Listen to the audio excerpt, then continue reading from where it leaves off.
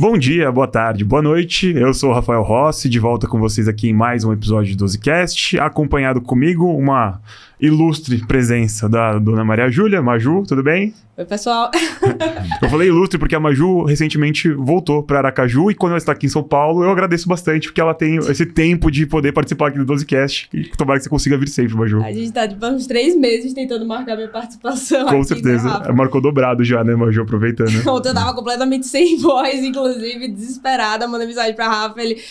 reza muito própolis que vai dar certo. Hoje a voz deu uma... Então a gente já tem um ensaio aqui com o N de 1 de que própolis e reza funciona pra melhora da disfonia, Claramente. certo? Inclusive eu tenho até um trabalho de um amigo meu que fez lá na Santa Casa que falou que corticoide não ajuda muito pra disfonia, então fica aí essa sabedoria aí pro nosso ouvinte do 12Cast também. Bom, mas sem mais delongas, queria apresentar também o nosso convidado ilustríssimo de hoje. É uma grande honra receber o Dr. Ibrahim Masciarelli aqui com a gente, é o chefe da seção de imagem cardiovascular da Dante Pazanese. Dr. Ibrahim, muito obrigado aqui por estar presente e ajudar a gente em mais um 12Cast. Bom dia, boa tarde, boa noite, copiando você. O prazer é todo meu, eu sou muito entusiasta desse tipo de atividade, estamos aqui para tentar ter uma conversa bastante boa, bem à vontade com vocês e com quem estiver ouvindo a gente. Muito obrigado, chefe. Para quem não sabe, o Dr. Ibrahim, ele é formado lá no Dante, seguiu como chefe da seção de imagem cardiovascular, mas ele não gosta que a gente chame ele assim, né? Ele é ex-chefe meu e da Maju. Ele gosta que a gente fale que ele é nosso R+, muito mais talvez, né, Dr. Ibrahim? Muito mais. Muito mais. R, esse ano acho que a gente vai para o R40. R40 já, chefe, olha que incrível. Bom, a gente nunca deixa de aprender, acho que é uma nomenclatura bastante justa, né, chefe? Bem isso. Chefe, antes da gente começar a discutir o tema, que para quem não viu o título do episódio aí no YouTube ainda, a gente vai discutir bastante viabilidade miocárdica, mas antes da gente entrar nisso, chefe, como é que foi como você já está no seu R40, você acompanhou toda a trajetória da imagem cardiovascular, como é que foi essa entrada nessa zona de interesse, né, uma coisa que é bastante recente na história ao longo da cardiologia, como é que foi participar disso no Dante? Olha, foi muito interessante, Rafael, foi bem a síntese da coisa, estar no lugar certo na hora certa. Eu sempre gostei de mexer com computador, nós estamos conversando isso agora há pouco, eu sempre gostei de mexer com tecnologia, sempre fui fascinado por ficção científica.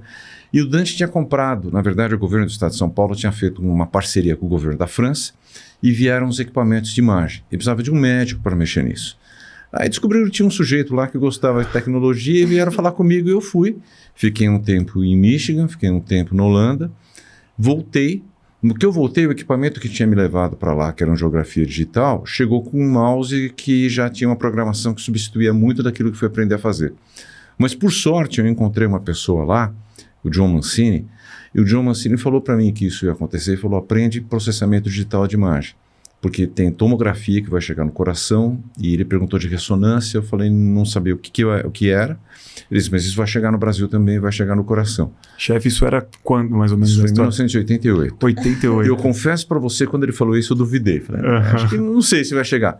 Mas em 89 chegou, em 90, na verdade, chegou, e a gente acabou, não tinha mais ninguém para fazer, e é a mesma história. Tem aquele sujeito que mexe no computador que mexe com isso. Então nós fizemos a primeira ressonância de coração, foi no dia 6 de novembro de 1990. E desde lá a gente faz isso. E depois, por uma outra coincidência, né, 10 anos depois, a gente trabalhava numa instituição que precisou trocar o tomógrafo. E eu tinha lido alguma coisa sobre score de cálcio. Falei, olha, tem um tomógrafo aí que parece que vai fazer coronárias. Então, por que a instituição precisava trocar e por que a gente tinha interesse nisso, acabamos indo para o Congresso Europeu de Cardiologia, visitar os estantes. E a gente trouxe a tomografia e fizemos a primeira tomografia de coronária do Brasil no dia 18 de abril do ano 2000. E já de saída era um caso de um paciente com 5 pontos e 10 stents. 10 stents. Começou já jeito começou fácil, mais né, difícil. Para frente só podia ser mais fácil. Exato, piorar não ia, né? Piorar não ia. E foi assim, né? Também passei pelo ultrassom intracoronário, pela angiografia quantitativa, como eu já comentei. Cheguei a fazer um pouco de Doppler intracoronário. Aí depois que você entra no mundo da imagem, você não sai. Você começa a brincar de videogame e nunca mais você sai. É muito legal ver o Dr. Ibrahim falando, porque brilha o olho até hoje, assim, na hora de falar de imagem cardiovascular. E é muito engraçado, né? Porque eu falei que é um método muito mais recente, mas você vê que em 1990 a gente já eu posso acusar até a nossa idade aí, que já não é tão mais recente assim, né, Maju? Não tava vivo ainda não, tá, pessoal? Vale. Eu também não, mas a gente tava planejando chegar pra esse plano aqui, né, nessa época, né, Essa é a parte triste, saber que eu faço métodos que são mais velhos do que as pessoas. E eu tava lá no começo. São mais velhos do que as pessoas são. O método já é mais hoje. velho que a gente aqui, né, doutor Ibrahim? Eu tava lá no começo. Maravilha. Bom, Maju, para começar já então dessa parte histórica, a gente começar a discutir um pouquinho mais o ponto que é o de interesse aqui, que é a viabilidade miocárdica. Você pode tentar introduzir o conceito pra gente, mais ou menos, e como que a gente vê isso? Exato. Primeiramente, deixar claro, assim, acho que o 12 é mais atento, ele vai perceber e vai pensar, nossa, mas a gente já tem um episódio de viabilidade miocárdica. Sim, a gente já tem. Mas naquele episódio, que inclusive eu participei, fui eu, Batar, e desculpa outra pessoa que tava, que eu não lembro quem era você. Se for eu mesmo, eu me acuso depois. A gente acabou focando muito na definição em si, em cada um dos métodos que eu utilizava, e acabou falando um pouco até da prática. O objetivo desse episódio, até com a participação do Dr. Ibrahim, é poder falar do uso da ressonância na viabilidade e como é que, após todas as polêmicas, vem sendo usada a viabilidade na prática clínica. Como é que o senhor vem vendo o pessoal solicitar, em qual contexto, apesar dos últimos estudos que falaram um pouco contra a viabilidade, se ela ainda é uma realidade na prática, né? Então, esse vai ser nosso objetivo. E falar de viabilidade é falar de cardiopatia isquêmica. Então, é um paciente que tem disfunção ventricular secundária a um contexto isquêmico, a um evento prévio. Então, também, quem ouviu recentemente o quadro da Bárbara Valente, que ela participou, ela falou bastante de viabilidade, mas só deixar claro que o contexto aqui que a gente vai conversar é diferente. Bárbara falou muito do contexto agudo, daquele paciente ali pós 12 horas do infarto. Aqui a gente vai falar da viabilidade um pouco mais no contexto mais crônico, né, do paciente já com a cardiopatia isquêmica estabelecida, e em qual contexto vale a pena você revascularizar esse paciente.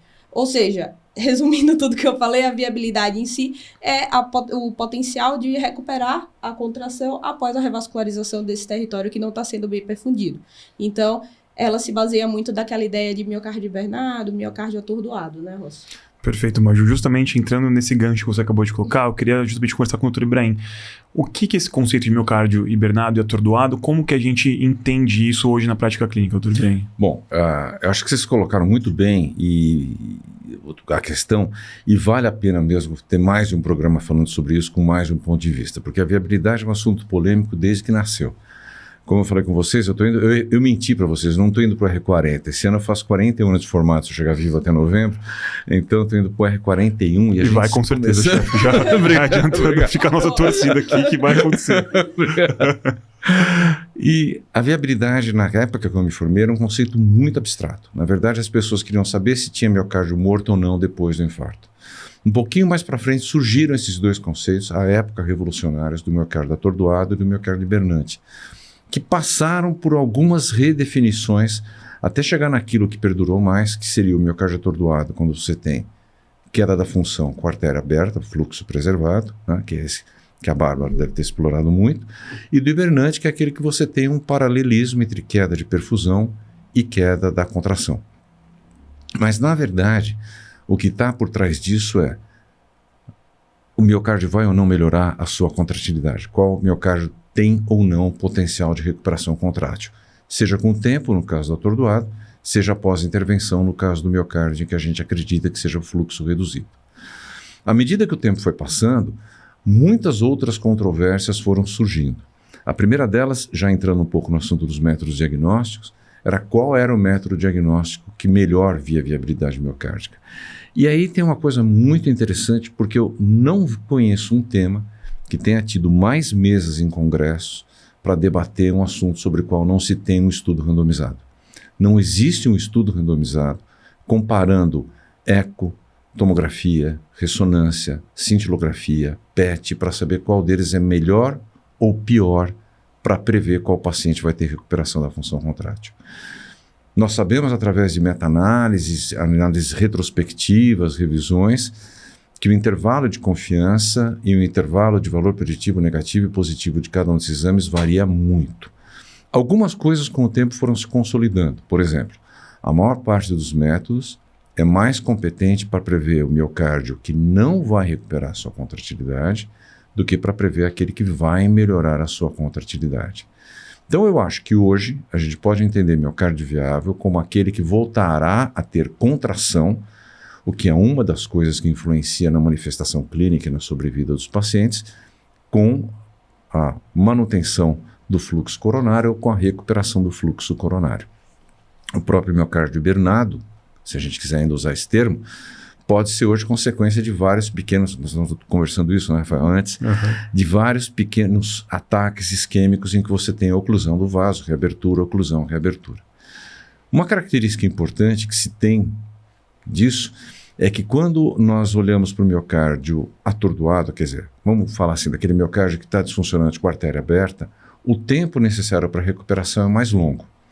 E habitualmente se tem o conceito de quando o miocárdio é hibernado, aquele miocárdio que está com a função reduzida pelo fluxo reduzido, essa recuperação seria mais rápida. Mas até isso tem que ser colocado no contexto certo. Ser mais rápida não quer dizer ser necessariamente rápida. Nós temos dados de uma tese de um colega lá do Dante chamado Carlos Tomé. Carlos Tomé analisou pacientes que tinham fração de ejeção bem reduzida, menor que 30, pior que o Stitch, que nós vamos falar dele depois, que eram multiarteriais e que iriam para a cirurgia, e a gente só analisou a viabilidade por ressonância. O que nós vimos foi que na ressonância de controle de 1 ano depois da cirurgia, muitos pacientes não melhoraram. Quase todos que tinham viabilidade melhoraram na ressonância de 18 meses. Então, esse tempo necessário pode ser que seja mais curto que o do miocárdio com uma artéria aberta, mas não necessariamente é curto. E também 1 ano e meio, 2 de evolução, cabe aí o raciocínio se outras coisas não puderam interferir no meio do caminho, se o paciente não passou a adotar um estilo de vida mais saudável, não se convenceu a fazer um balanço hídrico mais positivo, se não ficou mais aderente à medicação. Então tem vários vieses, tem várias variáveis, não queria falar várias variáveis, mas enfim, tem muitas variáveis de confusão que podem entrar nesse esquema. Mas é um assunto muito discutido, com pouco estudo randomizado, a não ser os que visaram o tratamento. Perfeito, doutor Ibrahim. Acho que para tentar deixar uma coisa bem sedimentada para o nosso ouvinte, tentar pensar no nível celular, né? No miocárdio atordoado, a gente tem uma célula que sofreu uma injúria, que apesar do restabelecimento do fluxo perfusional, do fluxo coronariano, a célula ainda não retomou sua função total. Mas espera-se que ela volte ao seu nível normal, e por isso que a gente chama isso de atordoado. No caso do miocárdio hibernante, a gente tem uma célula que está há muito tempo sob um risco isquêmico ou sob uma perfusão bastante diminuída, e ela diminui o seu metabolismo basal para o mínimo possível, onde ela perde a função contrátil, mas ela ainda tem a sua função de metabolismo basal, ou seja, ela não morreu ainda. E eu acho que a grande dúvida que existe justamente sobre o miocárdio hibernante é: se eu restabelecer o fluxo dessa célula, seja a curto, médio ou longo prazo, será que ela volta a ter função contrátil ou ela se mantém viva, mas não volta a ter função contrátil e talvez isso não melhore a fração de injeção? Acho que essa vai ser a grande discussão pelo qual em torno a gente vai ter aqui hoje em torno disso, né, Maju? Exato. E falar de viabilidade também, que é falar de vários vieses aí no meio. Também acho que o primeiro que o senhor citou é a variedade de métodos. E até um pouco injusto, né? Às vezes comparar os vários métodos, porque cada um deles avalia viabilidade de uma forma diferente. Por exemplo, a gente vai focar muito na ressonância aqui, que é um método basicamente visual. Então, ele vê a área de fibrose e vai dizer se aquela quantidade de fibrose vai atrapalhar ou não. O método do PET, por exemplo, ele vai ver já uma questão de perfusão, ele já vai ver a questão de captação e metabolismo da célula. Você vê um ecoestresse com dobuta, ele já vai ver a capacidade ali contrátil da célula. Então, cada um dos métodos, o viés começa aí também, né? Quando a gente já vai falar de muitos estudos, mas o primeiro viés é: qual a forma certa de você avaliar a viabilidade, né? Será que a gente está avaliando da forma correta? Será que tem um jeito certo de avaliar? Será que todos fazem sentido? Então, esse é o primeiro contexto aí. Na verdade, a gente está dando o mesmo nome para avaliações diferentes em relação ao músculo cardíaco, né? Mas a gente estava até discutindo isso antes até do Dr. Ibrahim chegar, durante a semana, quando a gente estava preparando o episódio. Quando a gente fala a palavra viabilidade, ela dá muito a sensação de ou é ou não é, né? Ou seja, é viável, tem que voltar a bater. Isso é uma promessa que você está jurando quando você lauda, né, viabilidade, para você estar jurando para o assistente: olha, pode mexer aqui porque vai voltar, eu prometo. E talvez o uso da palavra, a gente tenha colocado essa acepção muito dual de é ou não é, e talvez existe uma zona cinzenta muito grande aí no meio do caminho dessas duas coisas, né? É porque eu acho que, na verdade, o padrão ouro para definir viabilidade miocárdica é isso que vocês estão falando. existiu viabilidade se eu revascularizei aquele segmento e ele voltou a contrair. No caso da situação crônica, né? Claro. Da isquemia. Eu revascularizei e ele voltou a contrair. Então é isso que está por trás do conceito, e como a Maria Júlia colocou muito bem, não é isso que está por trás dos laudos dos exames, porque os laudos dos exames te induzem a pensar que porque ele achou um determinado resposta, você vai ter uma certa evolução clínica, o que nem sempre é verdade, né? Perfeito. E essa questão que vocês colocaram é fundamental, e para quem pede o exame é fundamental saber que a resposta vai ser diferente. Se eu peço o ecocardiograma, eu vou saber se aquele ventrículo, se aquele segmento do ventrículo começou a contrair melhor quando eu dei um estímulo a mais para ele, né? E isso pode ser às vezes mais relevante do que saber se eu não faço ecocardiograma, mas pode ser mais relevante do que saber se a célula está viva ou não. Num contexto um pouco mais agudo, um grande ecocardiografista italiano chamado Eugenio Picano, uma vez fez um estudo que saiu no Circulation, finalzinho do século passado, em que ele comparou PET com ecoestresse, com dobutamina, para pacientes do GISSE, que foi um dos trabalhos italianos que definiu que a trombólise era efetiva para tratar infarto.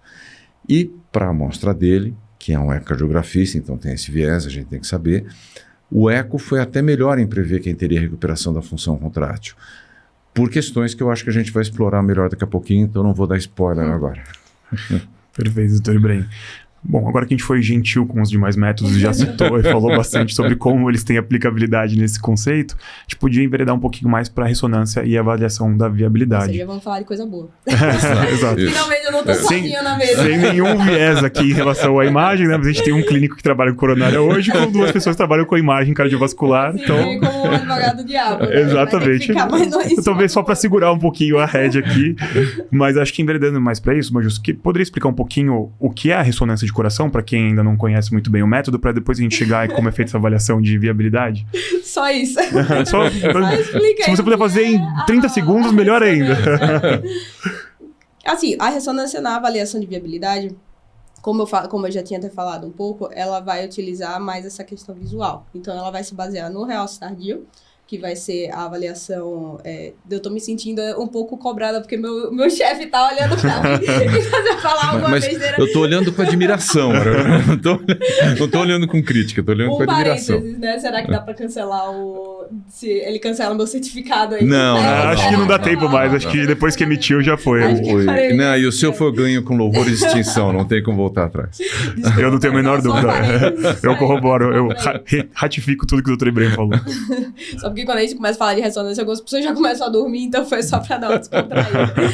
Então, voltando, ela vai se basear nessa questão do realce tardio ao gadolínio. Então, a gente injeta esse contraste, que é o gadolínio, e deixa um tempo, geralmente entre 8 e 12 minutos, e vai avaliar aquela retenção do gadolínio. O gadolínio, normalmente, ele não é para ficar no músculo, ele é para ser lavado rapidamente. Mas nos locais em que você tem aumento do espaço extracelular, que você tem a morte celular, que você tem ali fibrose, ele vai acabar ficando e ele vai aparecer branco na imagem. É o que a gente fala, né? Que preto é músculo, branco é fibrose, facilitando. E o critério de viabilidade na ressonância, ele vai se basear na quantidade de fibrose naquela área de miocárdio acometido. Então, alguns estudos mostraram que quanto maior a quantidade do miocárdio acometido pela fibrose, né, daquela área, daquele segmento, menor a probabilidade de recuperar após a revascularização. Perceba que muitas vezes a gente vai entrar nessa questão dicotômico mais uma vez. A gente fala é ou não é viável. Mas o grande estudo que validou isso, que foi dos anos 2000, publicado por Kim no New England, ele mostrou, na verdade, que era quanto mais pior. Ou seja, se você não tinha nada de fibrose nesse segmento que estava disfuncionante, você revasculariza, maior a chance de recuperar. Se você tiver ali até 50%, você tem alguma chance de recuperar. Acima de 50%, a chance já ficava muito pequena. Foi daí que surgiu a coisa que a gente acaba colocando muitos nos laudos, que acima de 50% já não tem capacidade de recuperação contrátil. Mas só deixar claro, mais uma vez, que é um espectro ali ascendente, né? Uma coisa contínua, não é sim ou não. Mas a gente acaba usando esse corte de 50% muitas vezes para facilitar um pouco a análise, né? Então, apesar de não ser uma coisa totalmente fatalista, tão maior seja a área de fibrose, menor a chance de recuperação, Claro que existem exceções e a gente vai ver isso na prática clínica, né? Você não vai determinar que o paciente não pode ter nenhuma recuperação porque ele tem mais 50%, porque vai ter aquela exceção, né? Que vai chegar lá com uma fração de ejeção que era 28 e chegou a 54 depois, apesar do laudo de uma ressonância que já pode ter. Mas eu tenho uma hipótese para isso, que a Maria Júlia conhece. Esse trabalho do Kim foi um trabalho emblemático, foi um trabalho extremamente daquelas marcas, né, que existem evolutivas, assim, que depois disso começou a fazer. Uma das coisas importantes de colocar em perspectiva é que a ressonância sempre foi um método olhado para ver músculo. Vocês imaginem, acabei de falar para vocês que a gente fez a primeira ressonância aqui no Brasil em novembro de 1990. O que a ressonância parecia? Um eco caro e mais bonito na época. Quando você vai olhar o que a ressonância poderia dar a mais, era a caracterização do miocárdio. Então, as primeiras coisas que a gente olhava era infarto. Olhando para a técnica, Maria Júlia, do T2, a gente olhava o T2 para encontrar edema miocárdico. Então, funcionava na fase aguda do infarto. As primeiras semanas a gente conseguia ver. Aí o Kim fez esse estudo. Como é que foi esse estudo? Foi experimental, em cães. Qual é o problema dessa situação? Você reproduz a injúria aguda, mas você não reproduz a condição isquêmica. E uma das coisas que eu acho que pode acontecer, e eu, sinceramente, nos meus laudos eu coloco isso, e a gente no Dante tenta discutir isso muito no dia a dia, é o seguinte: a informação do realce é a principal informação que a gente dá de viabilidade, mas não é a única. Imagine uma situação de isquemia crônica. O que vai acontecer com aquele miocárdio? Você descreveu muito bem. Ele vai diminuir o metabolismo. Ele vai tentar dar uma de Fakir, vai virar a célula Fakir e sobreviver com o mínimo que ela pode para se manter viva. Aquele miocárdio afina. Se vocês conversarem com qualquer cirurgião cardíaco, eles vão contar que na hora que eles restauram o fluxo para uma artéria que tinha uma lesão grave, principalmente se tem músculo vivo, aquela área espessa. Então, você encontrar mais de 50% de lesão, de fibrose, de realce, no miocárdio muito fino, você tem que tomar cuidado. Você pode estar numa situação de isquemia. Vale a pena, talvez, considerar aí, estudar a isquemia para ver se você tem isquemia e fibrose. Porque, de repente, você pode estar diante de uma região nutrida por uma artéria com uma redução crítica do fluxo, que você restaurando, aquele miocárdio que estava com 5, 6 milímetros de espessura, vai fazer um cálculo rápido. Vamos supor que você tivesse uma parede com 6 milímetros de espessura, dos quais 4 tinham realce. Então você fala, tem mais de 50%. Só que o cirurgião foi lá e colocou um enxerto. Esse músculo passou de 6 para 10. E aqueles 4 que eram mais de 50% passaram a ser 40%. Então acho que eu confio muito na ausência de realce. Não tem realce, a gente sabe que esse músculo tem, se não tiver realce, e tiver um mapa T1 normal na região, para a gente excluir também a fibrose intersticial, a gente sabe que esse músculo tem um grande potencial de recuperação contrátil. Confio talvez ainda mais no realce que compromete 100% da parede, porque aí realmente aquela parede tem uma chance muito baixa de voltar a contrair. No meio do caminho, claro que quanto mais espessura for comprometida, pior, mas a gente tem que olhar mais de um parâmetro, mais de um aspecto para a gente poder emitir o veredito. E na dúvida, revascularize. Já dando um spoiler. Eu como a minha formação em insuficiência cardíaca grave e transplante cardíaco, também sou bastante desse quê também, né? Da gente tentar ser um pouco mais invasivo nesses doentes em que a gente acha que pode ter algum benefício, né, Dr. Ibrahim? Porque a gente sabe que a outra alternativa é muito ruim. É muito ruim. O desfecho de pacientes que já são naturalmente graves com disfunção ventricular é uma mortalidade comparável com muitos cânceres, né? Exatamente. E transplante cardíaco, que seria a outra alternativa também para esses doentes, é tão ruim quanto, talvez uma mortalidade de 20% aí no primeiro ano. E não é operacionalmente tão simples, né? Exatamente. E tem aquela questão de alocação ética do transplante, né? Não existe coração para todos os candidatos, então muitos morrem em fila de transplante, e mesmo que consegue, a gente está trocando uma doença por outra. E foi isso que motivou o Stitch, na verdade, né? Saber se tinha alguma coisa para fazer com esse pessoal tão grave. Como vocês situaram bem, mas é nunca demais lembrar, né? Doença coronária, cardiomiopatia isquêmica é a mais prevalente causa de insuficiência cardíaca no mundo todo. Então, se a gente puder fazer alguma coisa para abordar, melhor, né? Então, acho que é importante a gente tentar alguma coisa mesmo. E foi interessante você citar o Stitches, né, Dr. Ibrahim, porque ele é uma das coisas que veio meio para balançar o que a gente tinha. A gente estava até conversando antes aqui do episódio começar, de que a sua geração é uma geração que se formou muito com o conceito de viabilidade sendo formado e trabalhando muito em cima disso com um dado muito importante. Na verdade, um dado que poderia até indicar procedimentos, né? E a minha geração e da Maju vem com estudos que estavam, na verdade, sempre discutindo a função da viabilidade. E foi engraçado até que você falou que no conceito de viabilidade era abstrato no começo, aí a gente chega nos anos 2000, hoje 2024, e ainda é abstrato. Ele volta a ser continua sendo abstrato, né? Ele ficou menos abstrato e agora... Ele voltou a ser abstrato de novo, ainda. e muito por conta do Stitches, né? Pra quem não tá muito familiarizado com o estudo, que eu cito podcast sim, podcast também aqui pra gente, né? Foi um estudo que pegou pacientes que tinham doença arterial, multiarterial, na verdade, com disfunção ventricular, com fração de ejeção abaixo de 35%, um pouquinho acima do Tomex, que tinha acabado de estar de 30%, mas mesmo assim ainda pacientes que eram graves e que tinham anatomia passível de revascularização, ou seja, tinham acometimento da descendente anterior e leitos que eram passíveis da confecção de enxertos safenos e enxertos mamários. No segmento de 5 anos, a princípio, a gente não teve uma diferença de mortalidade tão grande, mas no segmento de 10 anos, a gente teve um benefício do grupo que foi submetido à cirurgia de revascularização, independentemente da avaliação de viabilidade. Então, o estudo foi publicado, se não me engano, em 2015, 2016, acho, o segmento de 10 anos aí do Stitches. E aí foi, acho que o primeiro grande baque, o primeiro grande truco aí em relação à viabilidade, né? Foi. E todo mundo estava esperando o resultado exatamente contrário. Até ele, o que os estudos observacionais tinham mostrado? Que quanto mais viabilidade se tinha, melhor era a recuperação do paciente no pós-operatório. E é curioso pensar que os estudos observacionais tinham dito isso, porque continuava a ser uma coisa, né, Maria Júlia, que nós dois sempre batemos muito nessa tecla, que é a questão da correlação espacial. Eu tenho muita viabilidade nesse coração, ele vai recuperar depois. E isso é o conceito que talvez esteja mais sob cheque de tudo que a gente está falando aqui, né? E o Stitch veio mostrar exatamente isso. E eu me lembro, quando saíram os primeiros resultados, que mostraram que não tinha... que o tratamento cirúrgico era sempre melhor que o tratamento clínico, a grande argumentação das pessoas que faziam um método de imagem, método de diagnóstico por imagem era, não, mas espera um pouquinho, tem que ver por viabilidade. Aposto que tem mais paciente viável no grupo cirúrgico do que no grupo clínico. E não tinha. E depois, quando fizeram a análise do Stitch, que mostraram, olha, independentemente do exame inicial ter dito que não tinha viabilidade ou de que tinha viabilidade, o tratamento cirúrgico foi melhor. Aí o pessoal começou a falar, é um método que usaram. Usaram um método ruim, foi muito mal avaliado. Tem um estudo paralelo que eu não sei porquê, a Maria Júlia já me ouviu falar dele uma meia dúzia de vezes, que é o PAR-2.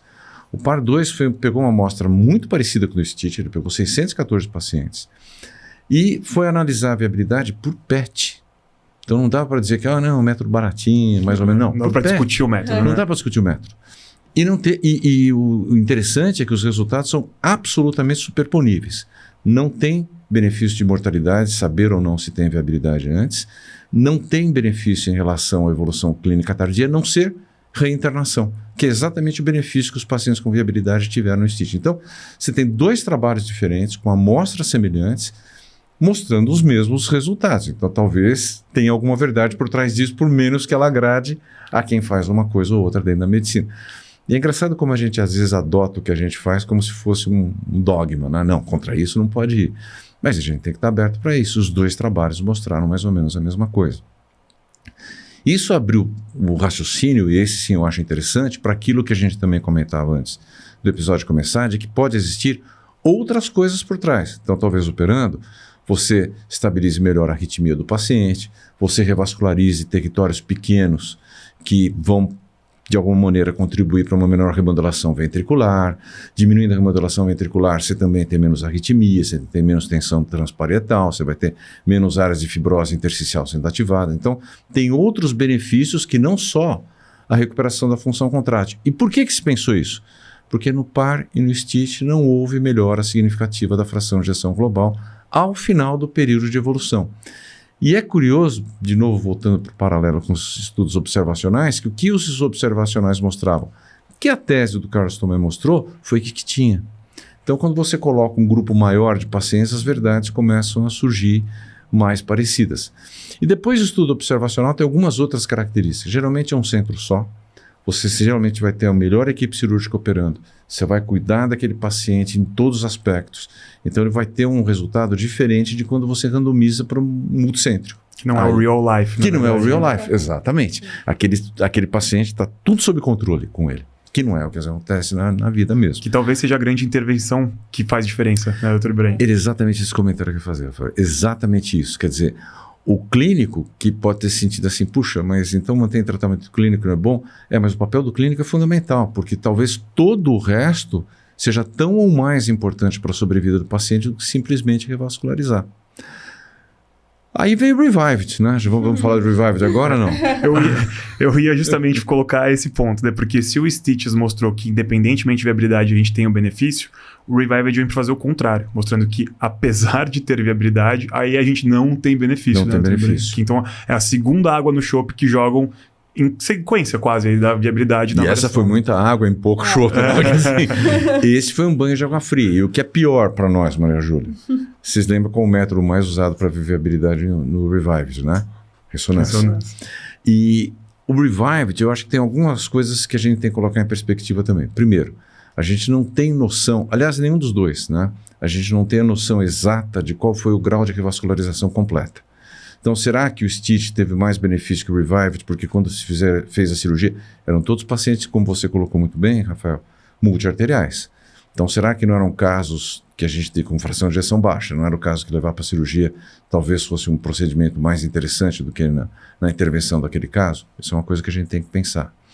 A segunda coisa que a gente tem que pensar, já adiantando a conversa, é o que Deepak Pereira, que é o primeiro autor do Revived, quando falou o ano passado lá no Congresso Americano, lá em Nova Orleans, ele disse que talvez tudo que a gente pense, que a gente sabe sobre viabilidade de miocárdio hibernante esteja errado.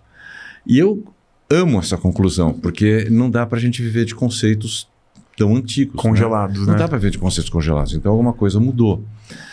O que me parece cada vez mais fazer sentido, tem um artigo muito interessante de 2022, do Júlio Panza, que é um dos autores do Stitch, né? Publicou uma revisão bem interessante no Jack, né?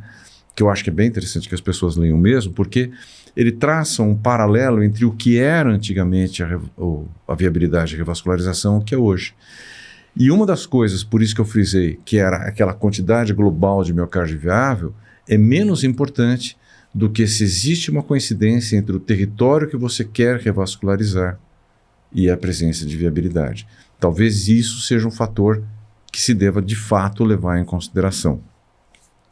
Esse editorial foi antes da publicação do Revived, então também pode mudar. Mas isso parece fazer algum sentido. Claro que nós estamos falando de um paciente que também não é a maioria dos pacientes que você atende na vida.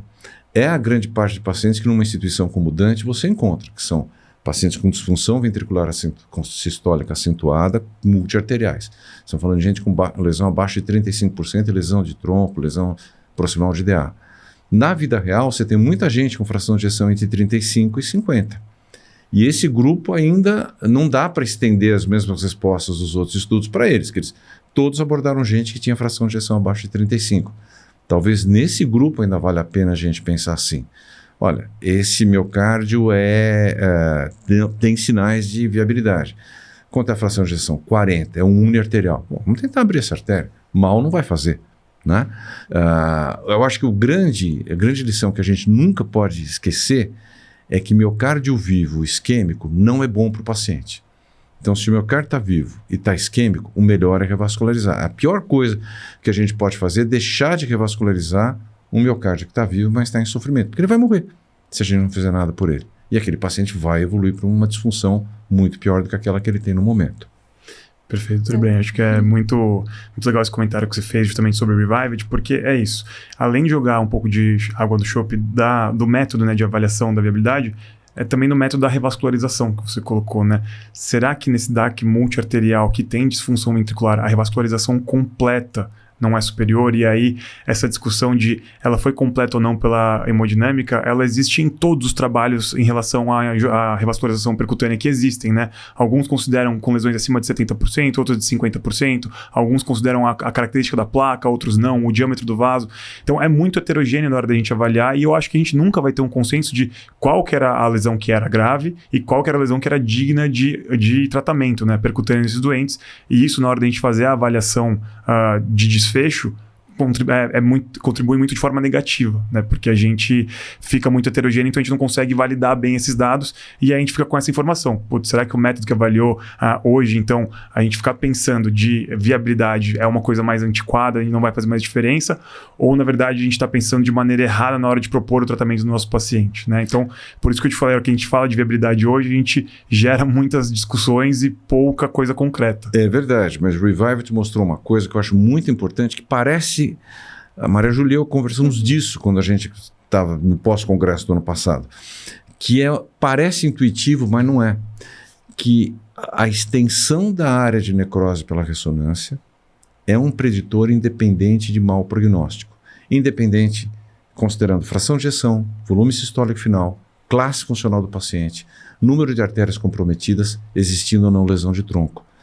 Então, quanto maior a cicatriz, pior é o prognóstico, maior a cicatriz pela ressonância, pior o prognóstico do paciente, independentemente das outras coisas. E esse é um fator de risco que ninguém que pedia ressonância dava bola. A gente colocava lá 18%, 20%, 30% de miocárdio comprometido e ninguém dá muita bola para isso. O pessoal vai muito atrás das outras áreas, mas onde não tem aparelho lateral, coloca o stent ou não coloca. Então, eu acho que esse é um elemento que traz, assim, a gente agrega. Esse é um paciente que você tem que olhar mais de perto. Você tem 2 pacientes com infarto, os 2 com fração de ejeção semelhante, digamos 38, 40. Os 2 com infarto anterior. Um que tem uma cicatriz pequena e outro que tem uma cicatriz grande, olhe muito de perto aquele que tem a cicatriz grande. Aquele que tem uma área extensa de realce tem que ser acompanhado muito de perto, que é uma pessoa que tem um estado muito mais grave. É uma pessoa que tem uma chance de ter eventos muito maior. A outra coisa que eu acho que é importante colocar em uma perspectiva, principalmente num episódio como esse, de uma atividade como essa que vocês fazem, que, aliás, já cansei de dar os parabéns pelas costas, agora vou dar pelas frentes. Essa iniciativa de vocês é brilhante e pela internet a gente chega em lugares que aulas e congressos não chegam. É que não dá para aplicar na vida da gente tudo aquilo que a gente lê nos trabalhos. Vou então indicar cirurgia para todo mundo que tiver fração de ejeção abaixo de 35%, independentemente de ter miocárdio viável ou não? Depende. Qual a infraestrutura cirúrgica que tem o local que você trabalha? Qual a expertise que os pacientes que os cirurgiões com que você trabalha têm em operar pacientes graves?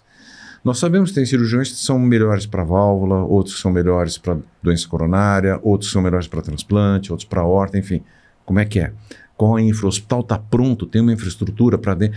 Porque, se a gente for lembrar do Stitch, a diferença de mortalidade existiu, mas nós não estamos falando de 4% contra 18%, nós estamos falando de números maiores que 20%. Então, a mortalidade é alta nos 2 grupos, inclusive no grupo cirúrgico. E não é paciente que entra hoje na UTI e sai amanhã vai para o quarto. A gente vai ficar muito tempo na UTI. Então, qual a infra que tem? Dependendo dessa infra, se eu tenho um intervencionista bom, será que não é melhor, então, pelo menos tentar abrir as artérias que eu puder, manter esse fluxo e melhorar esse paciente? Isso tem que ser levado em consideração também. Não, o que tem de melhor no trabalho é o grupo clínico. Nós temos uma UTI boa, mas é uma UTI clínica. Os clínicos aqui são ótimos, então mantenha tratamento clínico enquanto você conseguir. Porque a gente precisa tomar cuidado, porque, de novo, inclusive não só o paciente que entra no trabalho é um paciente muito bem cuidado, mas quando você vai selecionar centros para entrar no trabalho, você vai selecionar centros que têm resultados quase que perfeitos do procedimento que você vai testar. Comparáveis com os centros que foram avaliados, né? Exatamente. Então a gente precisa tomar cuidado com a realidade onde a gente vive para saber o que fazer com aquele paciente que procura a gente. Perfeito. Eu acho que é muito... Primeiro, vou separar em 2 comentários, né? O seu primeiro comentário em relação ao benefício da avaliação em relação ao prognóstico, né? Então, por mais que esses estudos não tenham dado pra gente, olha, a porcentagem de viabilidade é tanto, então esse paciente tem que ser revascularizado. Não é essa resposta que a gente teve, tanto com o Stitches quanto com o Revived. Mas o que a gente teve de resposta é, este paciente é mais grave. Então, se a gente vai revascularizar, se a gente vai fazer tratamento clínico, se ele vai para transplante, isso vai caber para o médico assistente individualizar para esse doente. O que a gente tem que saber, esse paciente é morredor, esse paciente morre mais. Se você não intervir nele da maneira que for, ele tem um desfecho muito pior do que o outro paciente que a gente avaliou e que não tinha nada disso. Então, acho que a gente sempre espera uma resposta taxativa, né? Olha, hoje em dia a gente vai usar viabilidade, é indicação 1 para paciente tal, para indicar tal coisa. Não. Mas existe um dado, que é o que justamente que eu já vou adiantar nas conversas, né? Que era discutir qual o papel da viabilidade hoje pra gente. Saber prognosticar o doente é muito importante, independentemente da intervenção que vai ser feita, porque isso é justamente o trabalho do clínico, né? Então, viabilidade entra como um dado a mais. E o segundo comentário que você trouxe é muito importante, doutor Ibrahim, porque a mortalidade dos centros americanos, quando a gente vai ver no Stitches, perioperatória de 1%, 1,5%. Quando a gente vai transportar para dados brasileiros, muito, muito dificilmente a gente tem um centro que tenha menos de 4% de mortalidade pós-operatória de cirurgia cardíaca. Então, claro que também, para percutâneo, a gente também pode falar a mesma coisa, e para tratamento em terapia intensiva aqui no Brasil e nos Estados Unidos também, tudo pode ser transportado de uma maneira mais grave aqui, porque o doente é mais grave e nossos centros de saúde não são tão bem equipados quanto lá. Mas o ponto é, esses pacientes, eles têm que ser bem assistidos, não importa o método que a gente avaliou, a gente tem que saber que eles são mais graves e que, a partir disso, eles morrem mais. E se a gente deixar a história natural acontecer, ela é um resultado muito ruim. Se você permitir fazer 2 comentários, que eu queria fazer, que são muito importantes, porque eu acho que você colocou as coisas muito bem agora. A primeira é, via de regra, o paciente brasileiro é mais grave que o paciente americano.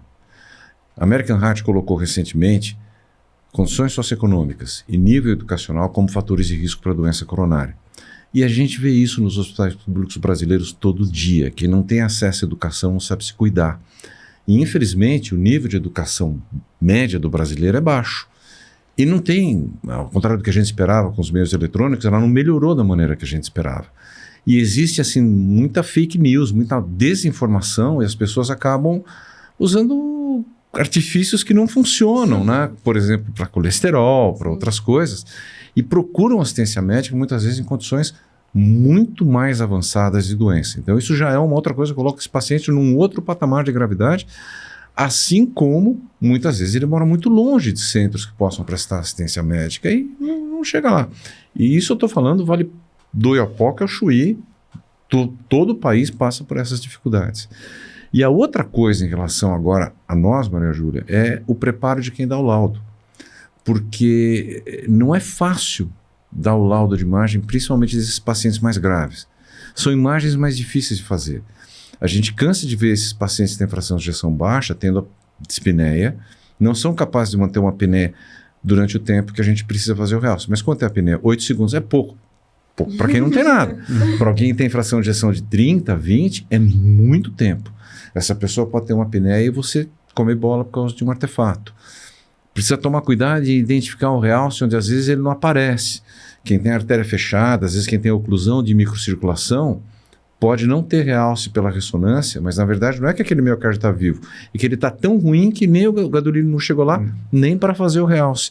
Então tem a necessidade de conhecer, que eu falei muito de quem trata, né? Mas também tem a necessidade de conhecer. Eu acho muito importante, prometo fechar esse parênteses agora, todo mundo desenvolveu o seu heart team. Mas eu trabalho no meu consultório, eu trabalho no meu ambulatório. Tem um grupo que você confia. Exato. Você tem um amigo, né? Tem algum amigo se formou com você e fez outra especialidade. Você não sabe a resposta, mas você tem que conhecer quem sabe. Exatamente. Ou alguém que também não saiba, mas que você pode discutir, né? Isso. Duas cabeças. E essa pessoa que vai formar o seu time, que pode ser pelo telefone, né? Eu fiz o não precisa ser aquela reunião catedrática de hospital, toda terça-feira marcada, né? Exatamente. É fundamental isso. Mas esse era o parênteses. Eu acho que, assim, resumindo até um pouco o que os dois falaram, e que foi o objetivo que é um objetivo grande do episódio, quando a gente trouxe a viabilidade na prática clínica em meio a vários desses estudos, é que quando você lê os estudos, você vê comentários, o pessoal foi muito taxativo. E, na verdade, você tem que relativizar um pouco, trazer um pouco para sua realidade, né? Você tem que entender quais foram os pontos fracos, você tem que entender como é que vai funcionar na sua realidade, antes de poder taxar como, o Revive mostrou que não adianta viabilidade, não adianta fazer angioplastia em quem tem disfunção, então tchau, vou manter todo mundo em tratamento clínico agora, ou eu vou mandar todo mundo para cirurgia. Então, você tem que entender o seu ambiente, como foi dito, e também entender o a mais aí que o Revive mostrou, essa questão do prognóstico, né? Quanto maior é a área de fibrose, pior o prognóstico aí do paciente, e entender também que talvez seja um contínuo. A gente vai voltar para aquilo que a gente discutiu um pouco antes, que não é tão dicotômico assim, né? Que não é sim ou não. Ou não. Depende provavelmente de outros fatores, deve depender da quantidade de músculo que você tem a capacidade de salvar com a revascularização. E talvez por isso que ter mais fibrose tenha sido pior, porque você já não sobrou muito músculo lá para salvar, então você tá revascularizando nada, já que o Revived usou aquele valor de 4 segmentos. Também é meio questionável, não tem tantos estudos ali que mostraram que é esse número mesmo. E também você tem que trazer aí para o tratamento clínico que está sendo feito, né? Então você tem que ver qual a sua realidade, entender e mais, se você vai conseguir fazer a revascularização completa, que foi o que o Rafa falou, né? Então, o Revived, a gente não tem tantos dados em relação ao quão completa foi. Eu até fui atrás em relação a isso. No suplemento, eles até colocam um score britânico que eles utilizaram, que eles fazem a relação. Eles colocam o score do quanto aquela coronária perfunde de território e colocam nesse score o quanto foi revascularizado. E aí tem uma subanálise de que aqueles que tinham mais de 0,8, né, quanto maior, mais completa, né, o completeness que eles colocam da revascularização, aqueles ali tenderam a ter um benefício quando eles colocaram os 2 na curva de Kaplan-Meier. Então, talvez isso aí tenha pesado também. O quão completa, o quanto de miocárdio você salvou. Eu acho que isso aí bate muito também. Então, você tem que olhar o seu paciente e somar. A viabilidade vai ser um dado a mais. Então, em meio a, será que ele tem capacidade clínica de ser submetido ao procedimento? Será que é um procedimento fácil ou difícil? Será que eu tenho equipe cirúrgica? Será que eu tenho equipe pós-operatória? A viabilidade vai ser uma gotinha a mais em meio à discussão que o Heart Team de preferência vai fazer, né? Com certeza, imagino. Inclusive, é legal você trazer essa questão dos estudos, porque a gente fica muito baseado, olha, o estudo falou isso, então eu vou fazer aquilo, né? Mas, por exemplo, o Stitch, você acabou de falar do Revived, né? Então, quanto maior o número de segmentos e mais próximo de uma revascularização completa, possivelmente a gente vai ter um benefício maior para esses doentes, apesar do estudo, no final, somando todos os dados, ele acabou sendo negativo. Será que na vida real a gente vai conseguir revascularização completa para todos os doentes que a gente se propuser quando a gente fizer um Heart Team? Entendeu? Isso é uma coisa que é impossível da gente transpor e predizer, porque a gente vai descobrir depois que foi feito o procedimento só, né? Esse é o risco de você fazer medicina baseada em aplicativo, né? Porque o estudo é frio, é uma tabela. Na hora que a pessoa está diante de você, é o seu José da Silva, a dona Benedita da Silva que está na sua frente, com falta de ar, com a família do lado, perguntando para você o que vai fazer com o coração dela. A medicina é uma profissão muito solitária, porque no fim a decisão é de quem toma, né? Do profissional, da médica ou do médico que está diante daquela pessoa. Então é importante saber olhar todo esse aspecto. Isso que você colocou, Maria Júlia, é uma coisa que, por exemplo, eu levo hoje em dia, quando vou discutir caso, muito em consideração, que é, olha, é um uniarterial. Tudo bem, ou é um biarterial. Vamos ver quanto miocárdio viável tem ali? Tem. Você abrindo com stent, por exemplo, essas duas artérias, você vai beneficiar sua miocárdio viável? Vai. Então é um fator a mais para você considerar tratar com stent. Você vai chegar passar do 0,8 e vai chegar numa área que merece tratamento. Não pode ser o único elemento para decidir, mas pode ajudar muito nessa tomada de decisão. Com certeza. Inclusive, um outro comentário que eu ia fazer em relação ao Stitches é o seguinte: ele mostra que para o paciente com disfunção ventricular, eles tiveram benefício. Então, se você for olhar só o dado do estudo, revascularize esses pacientes. Mas isso aconteceu depois de 10 anos de segmento. Então, se eu tenho um paciente de 82 anos com anatomia multiarterial com disfunção ventricular, eu vou correr o risco de uma cirurgia cardíaca para esse doente, para daqui 10 anos, com 92, ele ter esse benefício? Será que é proporcional? E o intervencionista chega para você e diz assim, não, eu coloco um stent nesse tronco tranquilo. Tronco ACD eu abro tranquilo. Né? E você tem uma quantidade razoável de miocárdio viável na parede anterior. Por que não? Né? Exato, né? E essa proporcionalidade que eu acho que é muito... Aí é clínico dependente, né? Eu assistente dependente. Então a gente já falou um pouco mal de quem lauda, a gente falou um pouco mal de quem é invasivo, e agora a gente tá falando um pouquinho mal de quem tem que tomar a decisão final, né? Estamos aqui para destruir. Exatamente. Em vez de instruir, que era a proposta, né? Mas tudo bem, passando um pouquinho agora dos estudos que a gente acho que contemplou super bem, queria que você comentasse um pouquinho onde... A gente já começou a citar um pouquinho onde a gente vê o papel da isquemia hoje em dia, da isquemia não, da avaliação de viabilidade hoje em dia. Aonde mais que você vê, além de prognosticar pacientes graves, onde você vê mais o uso, com um bom uso da viabilidade hoje? Isso é fácil de responder porque eu levantei esse número recentemente. Na minha prática privada e na prática do Dante, a maior quantidade de pacientes que a gente tem feito tem fração de ejeção acima de 35%. Então é exatamente essa zona cinzenta que eu comentei com vocês. Quem é recuperável, talvez. Quem é recuperável, geralmente une ou no máximo biarterial. Principalmente na atividade privada, vem muito paciente com lesão de DA e CX. Para ressonância vem muito. Isso é uma coisa interessante a gente comentar, né, Maria Júlia? Paciente com lesão de CX e CD. Porque a gente tem uma capacidade de distinguir as paredes melhor que qualquer outro metro, que a ressonância é melhor que os outros mesmo? Em conseguir distinguir qual parede é que está comprometida e fazer uma correlação boa com a artéria que está lesada. Então, às vezes, olha, trato as duas, trato só uma. Muitos outros exames vão confundir ali, não sei, é inferolateral. É meio território de ninguém, das duas ali, ou de ninguém, né? Exatamente. Então, a gente faz muito isso pela...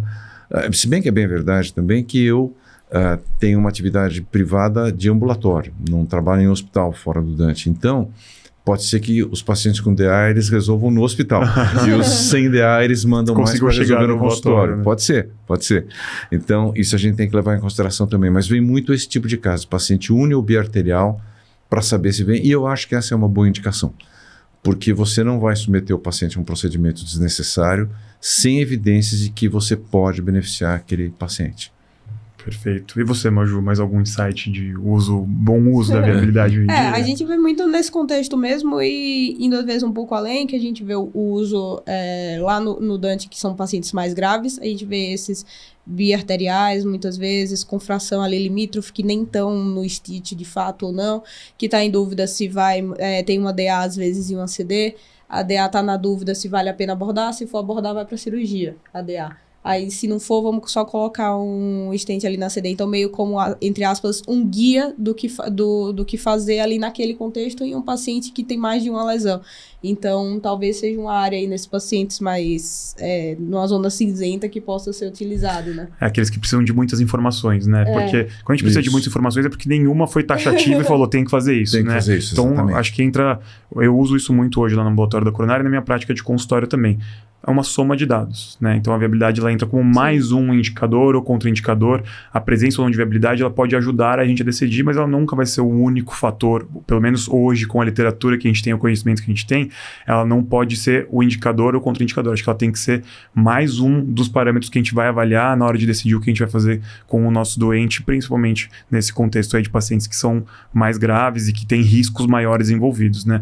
Recentemente saiu também uma revisão até no New England sobre CTOs, né? Sobre oclusões totais coronarianas, que eles justamente põem, né? Que antes era inviável pensar de maneira percutânea abordar uma coronária totalmente ocluída porque o risco de complicação era muito alto, não tinha.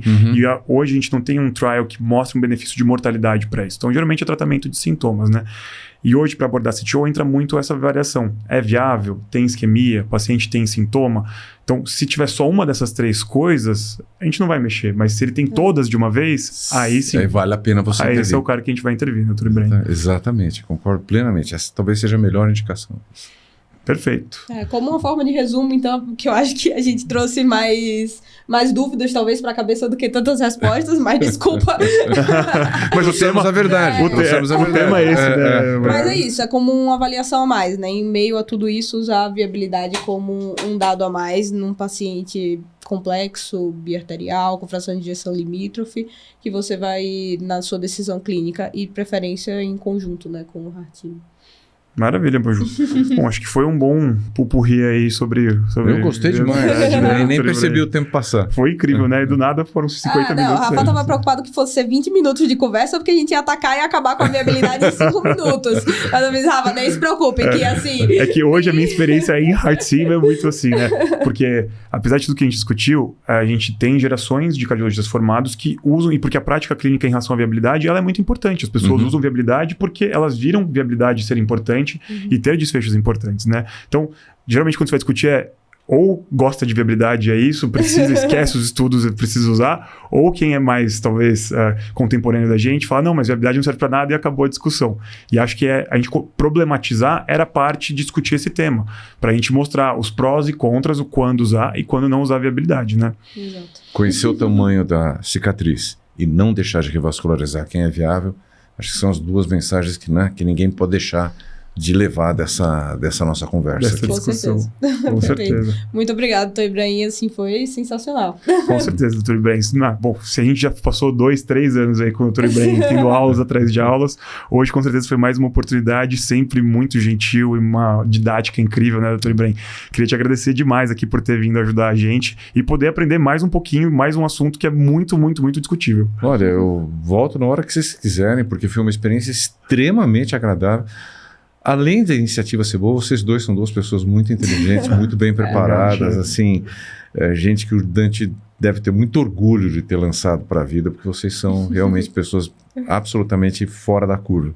Então foi uma experiência muito boa, espero que muita gente ouça e goste, e quando vocês precisarem a gente está de volta. Disso eu não tenho dúvida, chefe. Muito obrigado Obrigada. de novo aí. Obrigado pelas palavras. Com o Merchan, calma. Com certeza, vai lá. Se a Maju não falar da 12 News, ela não dorme hoje. Dizer que esse tema de viabilidade a gente já discutiu, inclusive, na 12 News Prime, que é a nossa atualização semanal de um tema da cardiologia. A gente faz um resumo e libera toda semana para a pessoa ter. E já há alguns meses a gente discutiu esse tema da viabilidade. E se você quer isso tudo com figuras e com todos os links dos artigos que a gente citou aqui, vai lá que vai estar disponível. O momento merchan foi esse. Incrível, Maju. E Maju, bom retorno aí para Caju, que você venha mais vezes aqui nos prestigiar em São Paulo. Obrigada.